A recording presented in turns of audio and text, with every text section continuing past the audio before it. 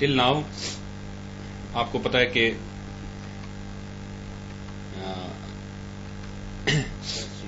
that is SGA. Okay, so this is the SGA.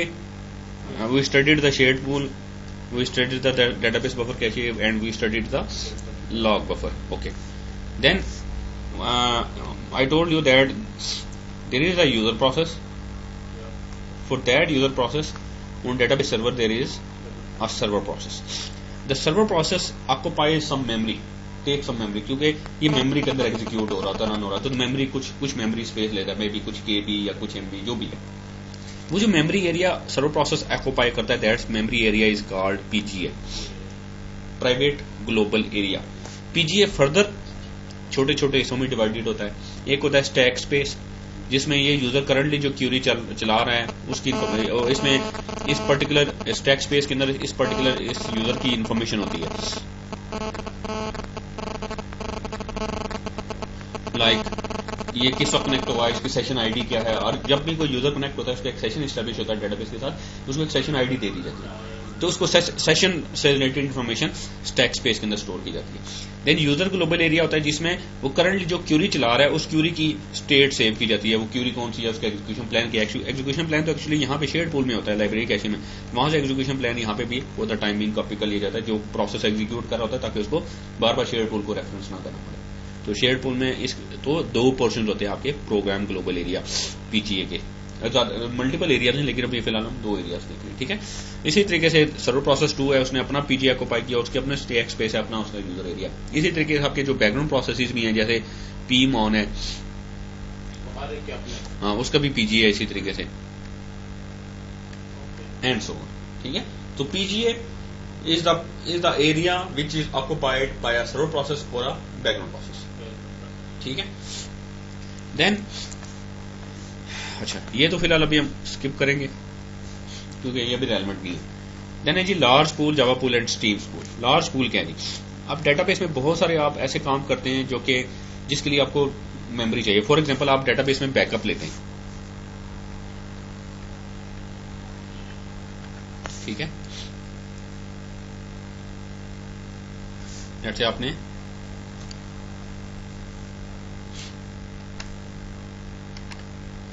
Backup लिया,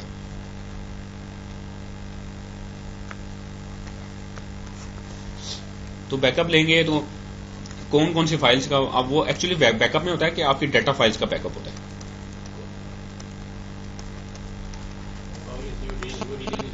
या तो data files का बैकअप होता है. तो कौन सी डाटा फाइल का बैकअप हो चुका है, कौन सी का हो रहा है, कितना हो चुका है, वो सारी इन्फॉर्मेशन किसी जगह रखनी होती है. तो वो इन्फॉर्मेशन जाके लार्ज पूल में रखी जाती है. आगे चल के हम डिटेल से पढ़ेंगे तो बैकअप कैसे लेते हैं. तो लार्ज पूल जो है वो यूज होता है बैकअप की इन्फॉर्मेशन कंटेन करने के लिए for the time.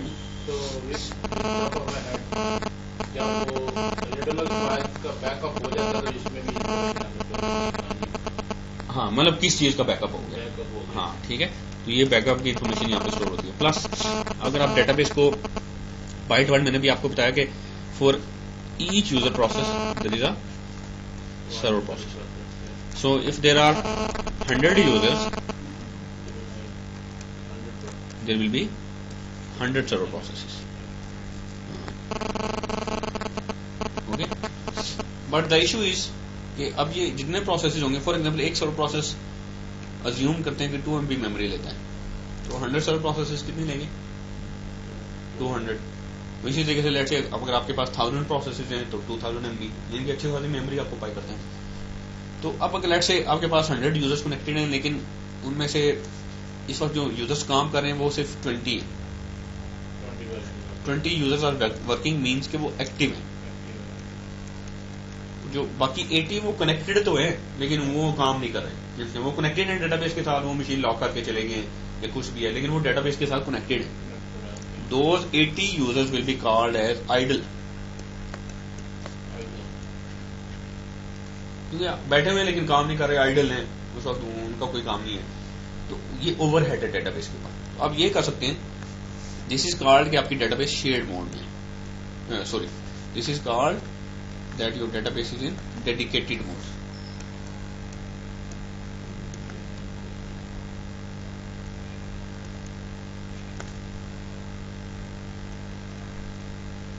Database dedicated mode में चल रही है, मीन्स के for each user process there is a single server process.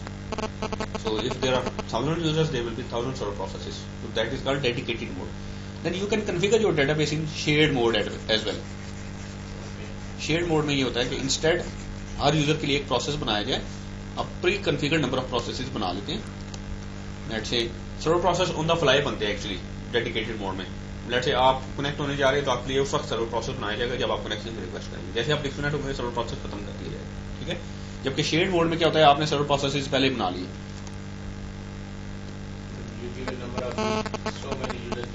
या अब क्या होगा, हो सकता है कि 5 यूजर्स या 10 यूजर्स एक सर्वर प्रोसेस के साथ कनेक्टेड हैं, 20 यूजर्स एक और सर्वर प्रोसेस के साथ कनेक्टेड हैं, and so multiple users will be connected to one process. तो इस केस में अगर आपके यूजर्स आइडल भी हैं तो सर्वर प्रोसेस किसी न किसी का काम कर रहे होंगे, तो इशू नहीं होगा. That is called shared mode.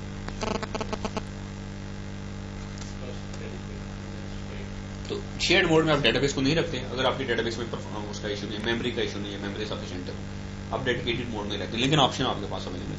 Shared mode में जब डेटाबेस कॉन्फ़िगर करें तो लार्ज पूल कॉन्फ़िगर कर लेना चाहिए, क्योंकि ये जो प्रोसेसेस हैं ये इन्फॉर्मेशन के कौन सा इस वक्त करंटली कौन से सेशन को वो हैंडल कर रहे हैं उसकी इन्फॉर्मेशन वो लार्ज पूल में रखते हैं.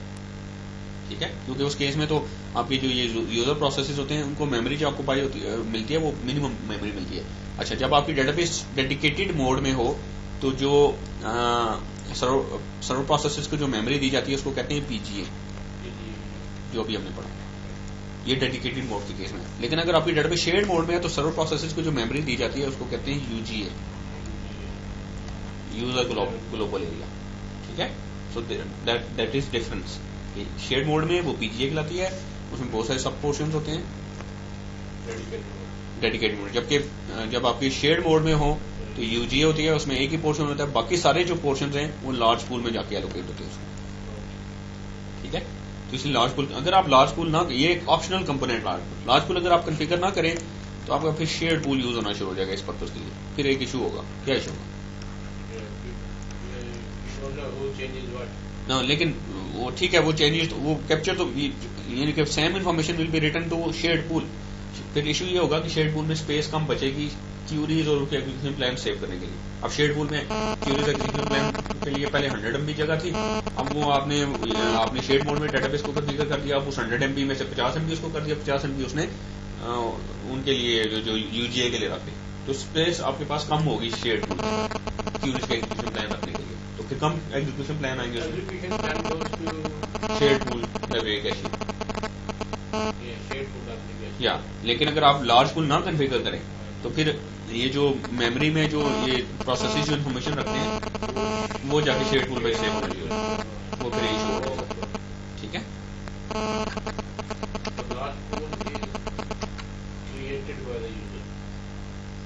मतलब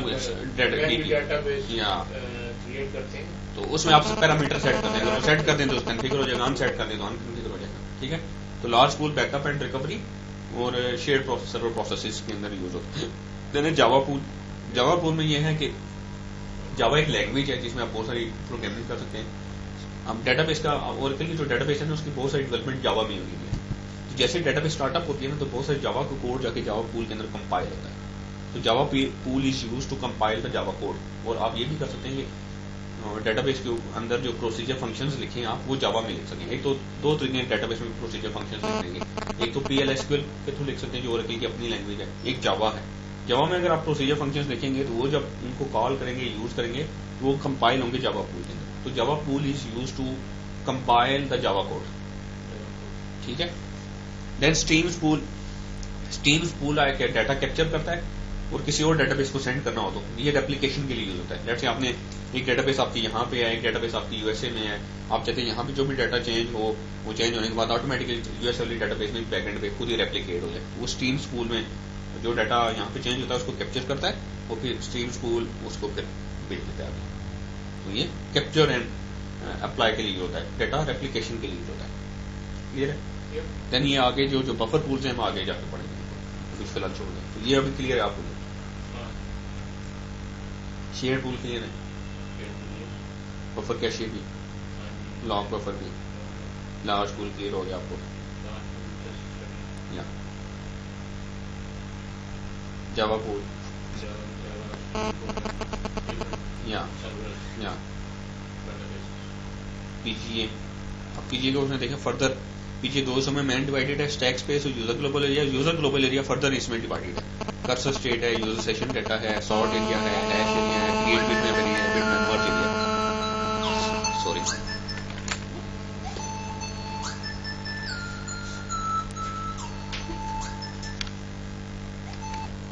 ओके जी। So the PGA is further divided into, PGA दो समय डिवाइडेड होता है, एक है स्टैक स्पेस हमने देख लिया, एक है user global area. User global area में फर्दर छोटे छोटे से होते हैं। कर्सर स्टेट डाटा है, कर्सर कहते हैं आपकी जो क्यूरी होती है उसको कर्सर कहते हैं कि करंटली क्यूरी जो चल रही है वो किस स्टेट पे है, कौन कौन से, यानी कि वो एग्जीक्यूशन प्लान में कौन से स्टेप के ऊपर है। तो एग्जीक्यूशन प्लान और उसकी स्टेट की इन्फॉर्मेशन कर्सर स्टेट एरिया में होती है। User session data, user session data के अंदर सेशंस की फर्दर डिटेल्स, कुछ डिटेल तो स्टैक स्पेस में पड़ी होती है, फर्दर डिटेल सेशन डाटा के अंदर पड़ी होती है। देन सॉर्ट एरिया, जब आप ऑर्डर बाय लगाते हैं तो डाटा सॉर्ट होना होता है एक पर्टिकुलर ऑर्डर में, वो सॉर्टिंग यहाँ पे आती होती है। हैश एरिया, ज्वाइंस यहाँ पे परफॉर्म होते हैं। ये तीन एरिया है, एरियाज है जहाँ पे ज्वाइन परफॉर्म होते हैं। तीन तरह के ओरेकल के अंदर ज्वाइंस है बैक एंड पे ना, आप तो लिखते हैं ना natural join using, natural join on, cross join, और इसके अलावा है आपका आउटर ज्वाइन। तो वो बैकएंड पे जाके ट्रांसलेट होते हैं, या तो हैश ज्वाइन होते हैं, या क्रिएट बिटमैप होते हैं, या बिटमैप मर्ज ज्वाइन होते हैं। तो ये तीन एरियाज में जाके वो टेबल्स को का डाटा उसमें ज्वाइन करता है। ये एरिया होता है इसमें जाके डाटा उसमें वो डाटा को सॉर्ट करता है।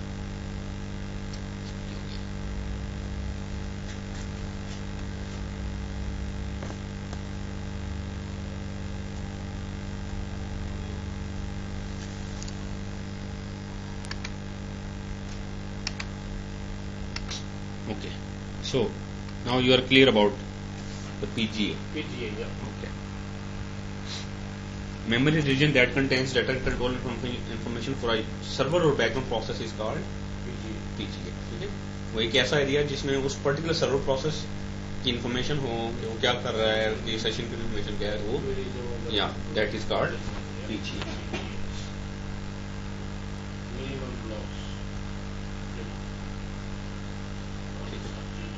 ये तो ठीक है।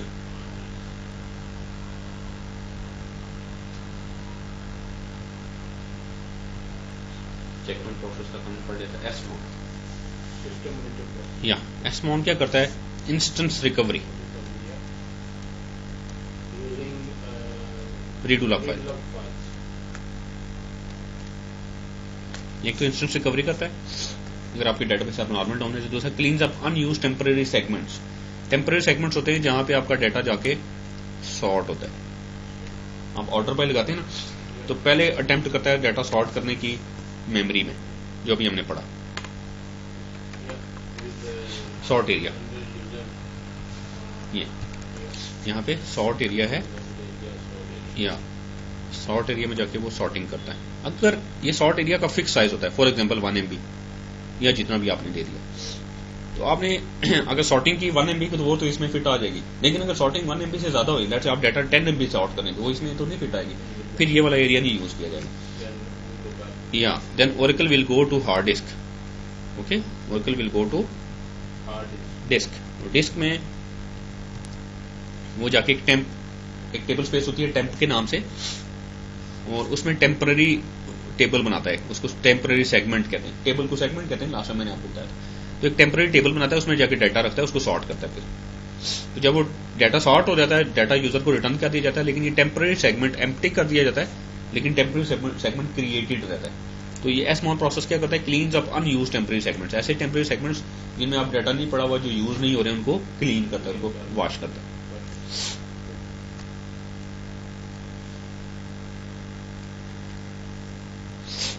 Process monitor performs process recovery when a user process fails. For example, एक यूजर प्रोसेस है और उसके अगेंस्ट एक सर्वर प्रोसेस। यूजर प्रोसेस ने क्यूरी दी, सिलेक्ट की, और बहुत बड़ी क्यूरी है जिसमें डाटा लेके आना है और गेट क्यूरी लगाना है। वो क्यूरी जाएगी सर्वर प्रोसेस की, वो सारा काम करने के बाद इसको एग्जीक्यूट करना स्टार्ट कर देगा। वो जब एग्जीक्यूट कर रहा है तो इस दौरान वो इससे कम्युनिकेशन नहीं कर रहा है यूजर प्रोसेस से। फॉर एग्जाम्पल, यूजर ने अपनी मशीन बंद कर दी, या वो जिसमें वो क्यूरी एग्जीक्यूट कर रहा था वो प्रोग्राम ही बंद कर दिया, या वो मशीन डिस्कनेक्ट होगी नेटवर्क से, तो क्या होगा, यूजर प्रोसेस खत्म हो जाएगा, लेकिन सर्वर साइड पे सर्वर प्रोसेस स्टिल एग्जिस्ट करता रहेगा। तो उस केस में इशू क्या होगा कि अब ये सर्वर प्रोसेस एग्जिस्ट कर रहा है, इसके अगेंस्ट यूजर प्रोसेस है नहीं, तो आपका जो पी मॉन का प्रोसेस है, ऐसे सर्वर प्रोसेसेस जो कि ऑर्फन हो जाए, जिनके अगेंस्ट यूजर प्रोसेसेस ना हो, उनको क्लीन करता है। हो सकता है सर्वर प्रोसेस ने बहुत सारी रोज को लॉक किया हो, क्योंकि यूजर ने अपडेट की स्टेटमेंट चलाई हो या डिलीट की चलाई, तो वो लॉक हुई होंगी, तो बिला वजह लॉक हुई है, क्योंकि यूजर उसके अगेंस्ट है ही नहीं। तो फिर ये क्या करेगा, पी मॉन उसके रिसोर्सेज को रिलीज करेगा, लॉक्स को रिलीज करेगा, मेमोरी को रिलीज करेगा, और इसका जितना भी काम है वो रिवर्ट बैक करा देगा। क्लियर है? सो performs recovery when a user process fails, cleans up the database buffer cache, frees the resources that are used by the user process, then monitor session for idle session timeout। आप database में idle session timeout भी लगा सकते हैं। अगर एक user 10 minute तक, 15 minute तक, 20 मिनट तक, जितना भी आप टाइम बताते हैं, आइडल रहे तो उसको फोर्सफुली डिस्कनेक्ट कर दीजिए। तो ये मॉनिटर करता है कि कौन से यूजर को कितना टाइम हो गया आइडल बैठे हुए। अगर आपने वो पॉलिसी लगाई हो डेटाबेस के ऊपर, उस पॉलिसी के हिसाब से उनका सेशन फोर्सफुली खत्म कर देगा। Then dynamically registers database services with listener. Listener एक प्रोसेस होता है जो कि डेटाबेस सर्वर के ऊपर रन हो रहा होता है, उसके साथ डेटाबेस पे ये रजिस्ट्रेशन करता है। आगे चल के देखेंगे रजिस्ट्रेशन क्या होती है, क्यों करता है, क्यों प्रक्रिया, आगे एक चैप्टर लिसनर का पूरा है, उसमें हम जाके इसको लेंगे। आर्काइवर ये एक ऑप्शनल प्रोसेस है। बाय डिफॉल्ट आपकी जो आर्काइव्स हैं आपकी डेटाबेस में, वो जब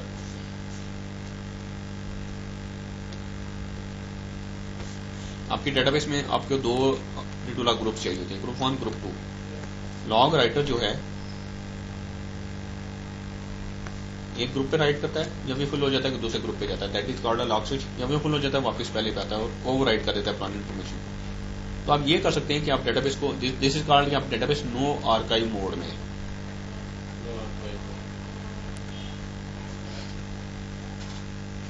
नो आर्काइव मोड में क्या होता है, आपका डाटा जो रिडुला फाइल्स के अंदर है वो ओवर राइट होता रहता है। अगर आप डेटाबेस को आर्काइव मोड में रख दें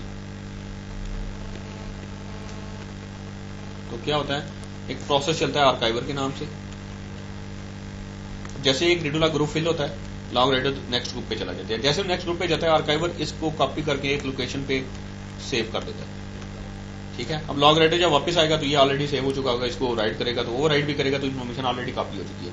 जब ये ग्रुप फिल हो जाएगा, आर्काइवर इसको उठा के एक और फाइल बना के उसमें सेव करना शुरू कर देगा। फिर वापस जब ये वाला फुल होगा तो इसकी एक और आर्काइव बना के, तो इस तरीके से आपकी ये आर्काइव बन के सेव होना शुरू हो जाता है। आपके पास पिछली पूरी हिस्ट्री रहती है कि क्या क्या डाटा चेंज हुआ, या गुड फॉर रिकवरी, या very important, very very important. Then process startup sequence, this is in Oracle 11G, okay, only 11G। 10G तक ये प्रोसेसेस नहीं थे। 11G में ओरेकल ने एक आपको दे दिया जी ग्रिड इंफ्रास्ट्रक्चर के नाम से। 11G release 2, there are 2 11G releases, 11G release 1 and 11G release 2। This is from 11G release 2 onward, which is the latest release, okay। Grid infrastructure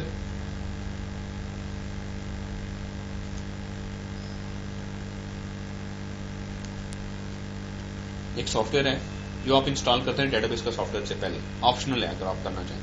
तो उसमें क्या होता है कि बहुत सारे ये प्रोसेसेस बन जाते हैं जिनका काम है कि ग्रिड इंफ्रास्ट्रक्चर की सर्विसेज को स्टार्ट करना। तो जब आप जैसे मशीन स्टार्ट करते हैं तो ये ऑटोमेटिकली सबसे पहले ये प्रोसेसेस स्टार्ट हो जाते हैं। जब ये स्टार्ट होते हैं तो फिर साथ ही ऑटोमेटिकली डेटाबेस को स्टार्ट कर देते हैं, ऑटोमेटिकली लिसनर को स्टार्ट कर देते हैं, दैट्स इट। यानी कि वो सारा काम ऑटोमेटिकली स्टार्ट कर देते हैं। इसको ओरेकल रीस्टार्ट भी कहते हैं। This is called, this feature is called Oracle restart. Means के अगर आपकी मशीन डाउन हो जाए, दोबारा मशीन आप करेंगे तो ओरेकल की डेटाबेस ऑटोमेटिकली स्टार्ट हो जाएगी, अगर आपने ग्रिड इंफ्रास्ट्रक्चर किया हो तो सीक्वेंस क्या है स्टार्टअप का कि सबसे पहले ग्रिड इंफ्रास्ट्रक्चर के प्रोसेस स्टार्ट होते हैं, फिर वो डेटाबेस को स्टार्ट करते हैं, डेटाबेस के एसजी एलोकेट करते हैं, बैकग्राउंड प्रोसेस स्टार्ट करते हैं, डेटा फाइल्स को ओपन करते हैं और डेटाबेस आपकी स्टार्ट हो जाती है।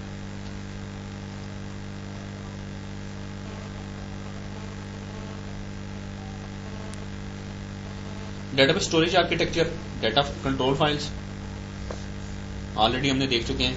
कंट्रोल फाइल्स में डेटाबेस का स्ट्रक्चर, फिजिकल स्ट्रक्चर होता है।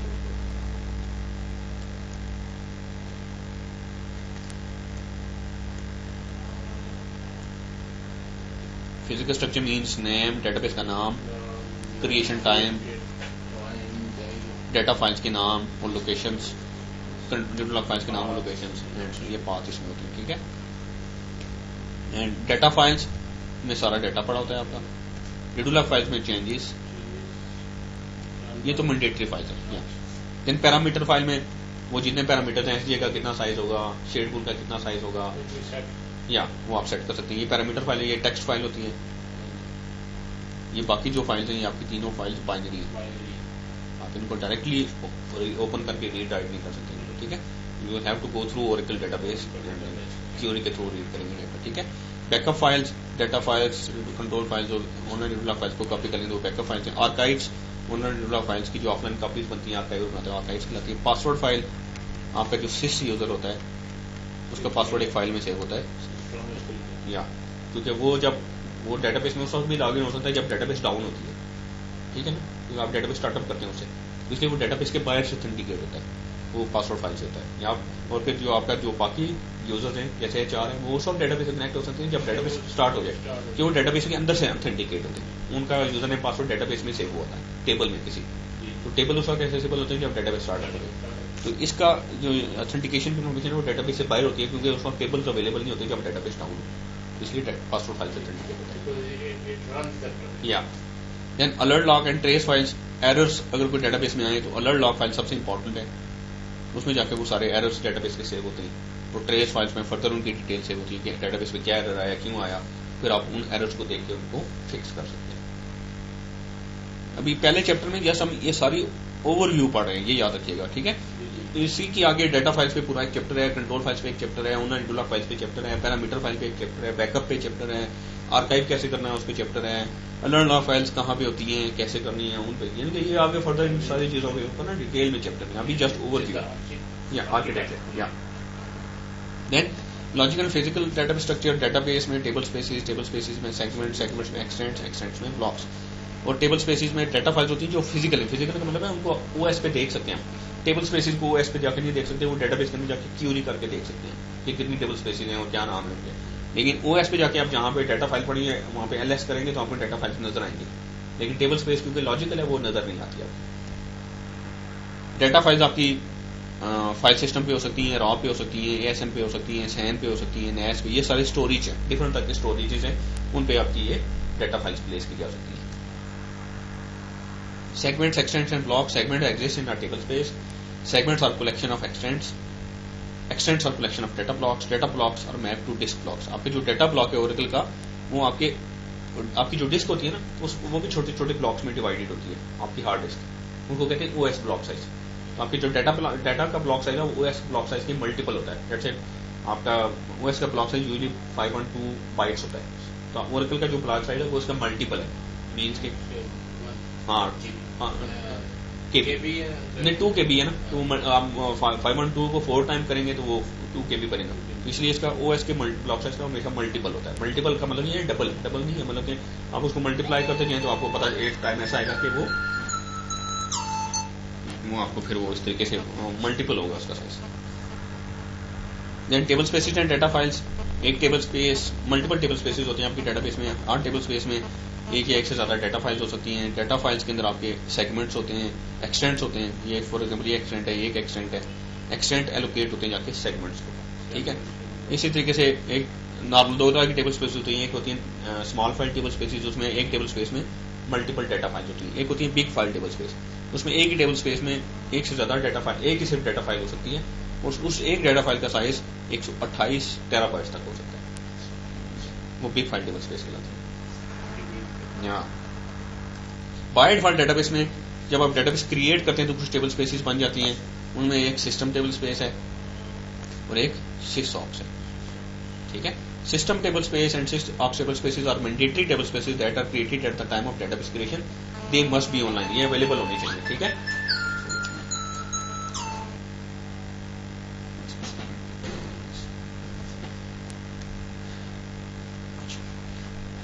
अच्छा, अब आपकी डेटाबेस में ना टेबल्स होते हैं, 2 तरह के टेबल्स होते हैं, एक होते हैं यूजर डिफाइंड,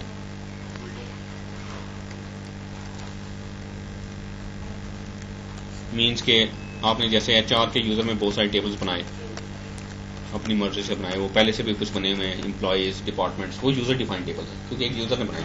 कुछ टेबल्स होते हैं जो डेटाबेस के इंटरनल टेबल्स होते हैं।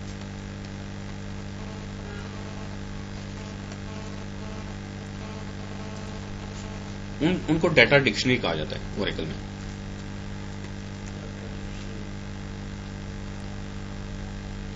Data dictionary means data about data, data about database. Data dictionary में होता है कि डेटाबेस में कितने यूजर्स हैं, उनके यूजर नेम पासवर्ड्स क्या हैं, उनको क्या क्या राइट्स मिले हुए हैं, अच्छा उन यूजर ने क्या क्या टेबल्स क्रिएट किए हुए हैं या क्या क्या प्रोसीजर फंक्शंस है, क्या क्या व्यूज क्रिएट किए, डिटेल्ड इन्फॉर्मेशन। डेटाबेस में कितनी डाटा फाइल है, वो कहाँ पड़ी हुई हैं, इस वक्त कौन सी क्यूरीज चल रही हैं, वो कौन से स्टेट पे हैं, कौन से यूजर्स कनेक्टेड हैं, वो क्या कर रहे हैं, एंड ईच एंड एवरीथिंग। ये सारी इन्फॉर्मेशन कुछ डेटाबेस के इंटरनल टेबल्स होते हैं, उनमें जाके स्टोर होती है। Those tables are called data dictionary. Collectively हम उनको डेटा डिक्शनरी कहते हैं। तो आपकी जो डेटा डिक्शनरी है वो सिस यूजर के अंडर क्रिएट होती है, सिस की ओनरशिप में होती है। जैसे आपके एचआर के ओनरशिप में employees, departments and so on, बहुत सारे टेबल्स क्रिएटेड। इसी तरीके से सिस एक यूजर है, उसकी ओनरशिप में डेटा डिक्शनरी क्रिएट होती है और वो सिस्टम टेबल स्पेस है। एक टेबल स्पेस का नाम है सिस्टम, उसकी डाटा फाइल्स में जाके वो सारी डाटा डिक्शनरी क्रिएट हो जाती है। तो system table space is used for core functionality, for example data dictionary tables, and the auxiliary sysaux table space is used for additional database components such as enterprise manager repository। sysaux की table space है, उसमें भी कुछ tables create होते हैं, उनका काम है डेटाबेस की मैनेजमेंट से रिलेटेड इन्फॉर्मेशन देना। वो आगे चल के देखेंगे, उसको कहते हैं enterprise manager. Then system and sysaux table spaces are not recommended to be use to store applications data. Means कि अगर आपने अपना कोई डाटा स्टोर करना है या यूजर्स को कोई डाटा स्टोर करना है तो आप अलग से टेबल स्पेस बनाएं और वो टेबल स्पेस यूजर को दें। आप सिस्टम और sysaux ना दें क्योंकि ये डेटाबेस की कोर फंक्शनैलिटी इनके अंदर स्टोर्ड है, कोर टेबल्स इनके अंदर स्टोर्ड है। क्लियर है? ऑटोमेटिक स्टोरेज मैनेजमेंट, इसको स्किप कर रहे हैं क्योंकि ये भी आपको ये बहुत कंफ्यूजिंग होगा और ये एक ओवरऑल उसने आर्किटेक्चर बना के दे दिया। द प्रोसेस मॉनिटर पीमॉन क्या करता है? Pmon perform recovery at instant startup? Yes. Perform process recovery when user process fails. Automatically resolve all in-doubt transactions. Match the use of buffer to the middle of file. इन चारों में से क्या करता है? Process monitor. Yeah, we just read that process monitor. Yeah. The system monitor does that. Yeah. The first one. Yeah. So that's right. Perform process recovery when a user process fails. Automatically resolve all doubts. All. I think it's second one. Yeah, this is the second. So this is the process monitor. ये processes, Yeah. सर्व processes ऐसे हैं जिनके against user processes fail हो जाए, उनके resources को release करना है। ये अपने मूवी का ठीक है जी। First chapter is done. अभी आप इंस्टॉलेशन देखते हैं दोबारा से, कुछ चीजें देखने वाली हैं।